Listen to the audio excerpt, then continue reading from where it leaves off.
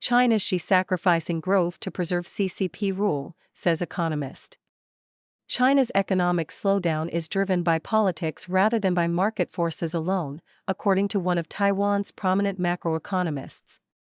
Speaking to the Epoch Times in a recent interview, Henry Wu, whose research focuses on monetary policy, international trade, and cross-strait geoeconomics, said Chinese leader Xi Jinping has sacrificed growth to maintain the Chinese Communist Party's grip on power, prioritizing it over financial stability and crippling the country's growth prospects. The world's second-largest economy faces mounting challenges. Official data show GDP increased by 4.3% in the second quarter year-over-year, down from 5% in the first quarter and below market expectations. Industrial profits weakened in June, dropping to the lowest of the first half of the year. Every provincial government recorded a fiscal deficit in the first quarter, and the property sector remained mired in a years-long slump, according to Singapore-based pro-Beijing newspaper Lian Hezaobao. Meanwhile, the official urban unemployment rate averaged 5.2% in the first 6 months of the year. Chinese property developers have lost about 66% of their total value on the mainland and Hong Kong stock markets since their 2019 peak, according to Chinese state-controlled media Yizai. Due to Chinese authorities' past record of manipulating and concealing data, it is difficult to assess the true scale of the country's economic troubles. Some local governments are admitting the strain. Authorities in Changchun, Jilin Province, recently cited unprecedented difficulties and challenges facing the city's economy, a statement quickly scrubbed from the city's website. Reform was designed to save the CCP. To understand Xi's policy shift, Wu said, one must first understand why Communist China embraced market reforms. By the late 1970s, after a decade of political upheaval during the Cultural Revolution, China's economy was on the brink of collapse. Then CCP leader Deng Xiaoping responded by opening the country to foreign investment, encouraging private business, and integrating China into the global economy, a period known as the Reform and Opening Up era. However, according to Wu, the CCP's opening up policies never intended to abandon its political monopoly or fully embrace free market capitalism. Instead, market reforms were adopted as a pragmatic means of reviving production, attracting foreign capital, and restoring living standards after years of economic devastation. Deng's foreign policy reflected the same pragmatism. His strategy, commonly known as hide your strength and bide your time, encouraged China to maintain a low international profile, integrate into the US-led global economy, and focus on economic development until the country was strong enough to engage in geopolitical rivalry.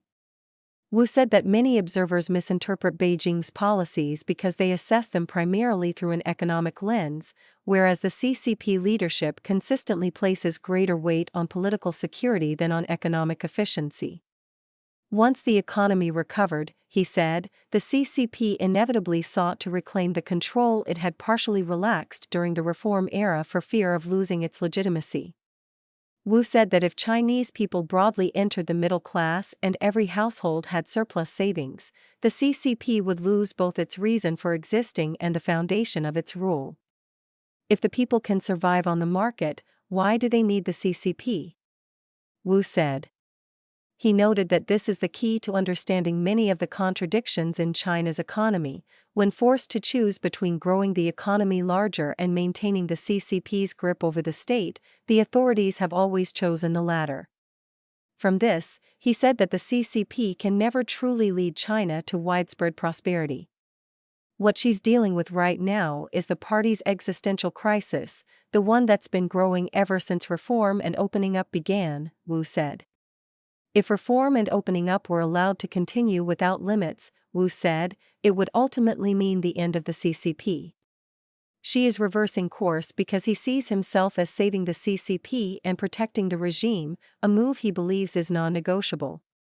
Crony capitalism replaced market reform. Wu said that many Western policymakers made a fundamental miscalculation about China's economic rise. they assumed that sustained growth and the emergence of a larger middle class would eventually create pressure for political liberalization, following a path similar to that of Taiwan and South Korea.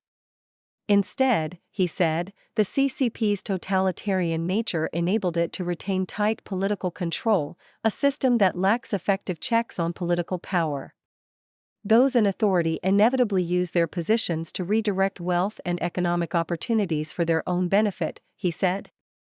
According to Wu, this gave rise to what is commonly described as crony capitalism, a system in which political influence, rather than market competition, increasingly determines access to capital, business opportunities, and economic rewards. The CCP overthrew the old exploiting classes, Wu said. But it ultimately became a new exploiting class itself, extracting wealth from the very workers it once claimed to represent. Wu said that this authoritarian system and state-driven economic model also undermine innovation. Without confidence that inventors and entrepreneurs will retain the benefits of their innovations, incentives to invest in original research diminish.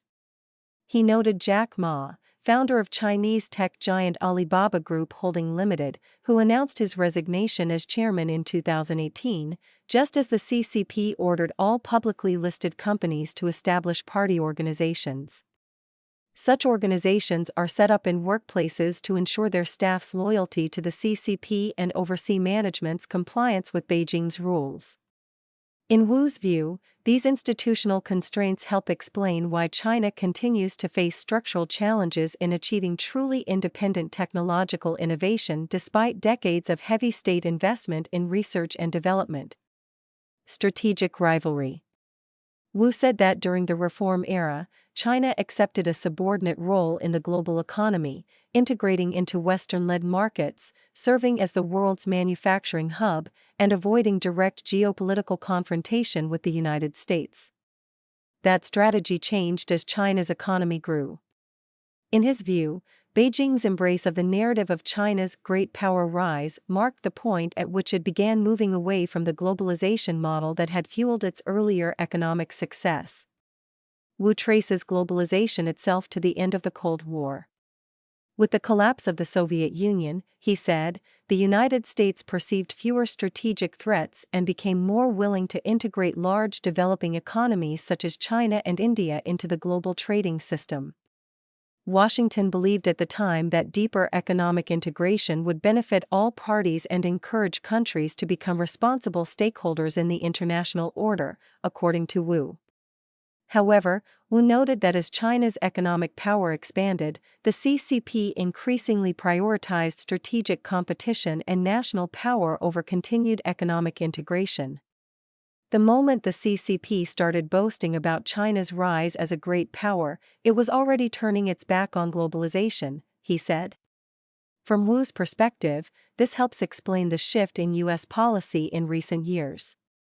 Rather than continuing decades of engagement, Washington has increasingly viewed China as a strategic competitor, leading successive administrations, particularly the Trump administration, to reassess the assumptions that had underpinned U.S. China economic relations since the end of the Cold War.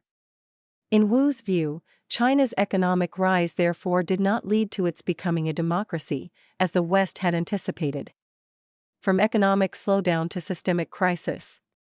Likening China's economy to a patient with multiple organ failure, Wu warned that interconnected crises in real estate, debt, local government finance, and the banking system reinforce one another into a broader systemic threat.